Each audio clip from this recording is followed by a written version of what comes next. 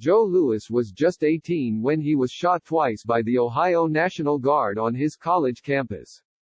A freshman at Kent State University in Ohio, Louis had saved money working at the post office during high school to pay for his first year of college. He loved the freedom college afforded, and in 1970, the campus was abuzz with the excitement of being on the cusp of a new world, he said.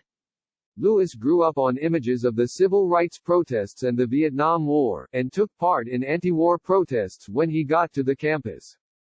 But in May, things escalated and then turned tragic. Vehemently opposed to President Richard Nixon's escalation of the war into Cambodia, students at Kent State began protesting.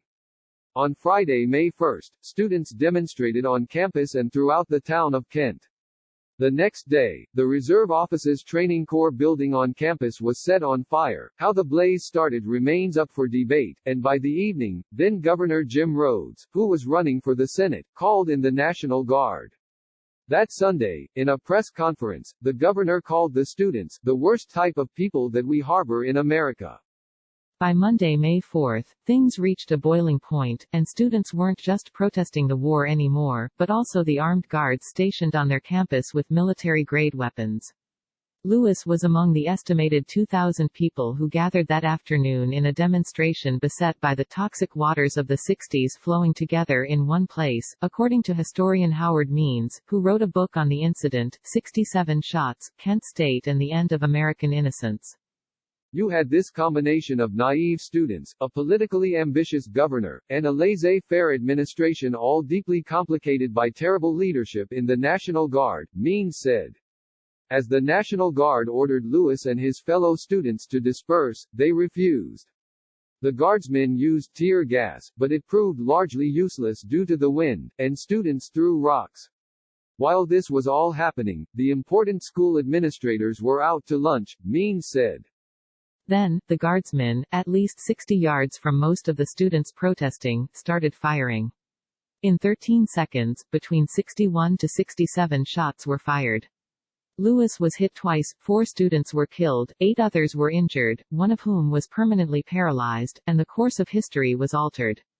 I remember stopping, and there was absolute stillness, Louis said of the moments after the shots. Then, screaming and wailing and chaos. I didn't lose consciousness, I was in a state of shock. Many details about the tragedy remain unknown, even today. Why exactly did the guardsmen start shooting? Were the guardsmen who later claimed they feared for their lives telling the truth when there was so much space between them and the students? What is known is that in the immediate aftermath, public opinion largely sided with the National Guard, but the shooting accelerated the growing disapproval of the Vietnam War. It was definitely understood very quickly as an indication that things in the U.S., on and off campus, were spiraling out of control, said Angus Johnston, a historian on student activism who teaches at the City University of New York. Johnston called the Kent State shooting a turning point in American history, for this reason. The report Nixon commissioned on campus unrest after it said that a nation driven to use the weapons of war upon its youth is a nation on the edge of chaos, and Americans were feeling that chaos. Days after the Kent State shooting, on May 15, there was the shooting at the historically black Jackson State College in Mississippi during a protest against racism that students on campus were facing. 2 students were shot and killed and 12 were injured at the hands of the police. Society was spiraling out of control, Johnston said. In a war it wasn't winning and shooting its own students dead.